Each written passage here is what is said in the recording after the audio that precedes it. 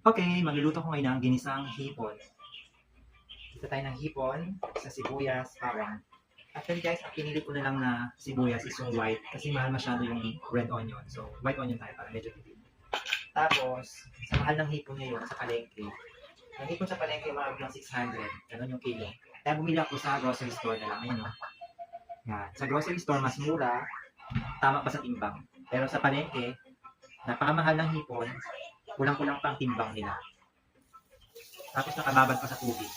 Kaya sa grocery na lang, mas better pa sa grocery na lang dito. Mas mura pa. Dito tayo sa margarine. Kasi wala tayong butter. So instead of butter shrimp, isa na lang.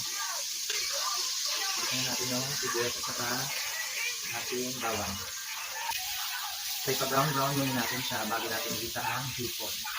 So ikikisa ko na yung hipon.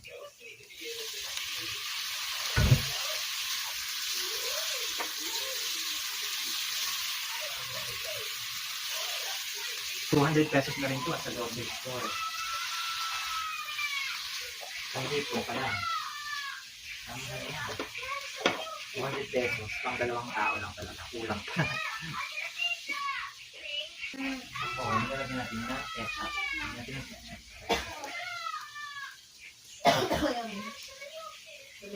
Medyo manamis na.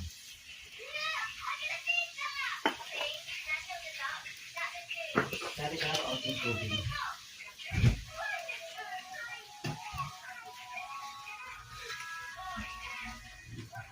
Ang bango. Para siyang sweet and sour.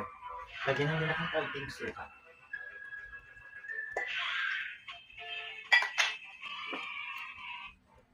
Lagyan ng paminta.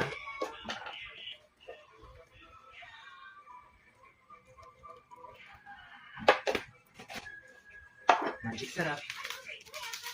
Kaunting sipon. Actually, okay na siya. So, hindi ko ng kaunti lang. Very little.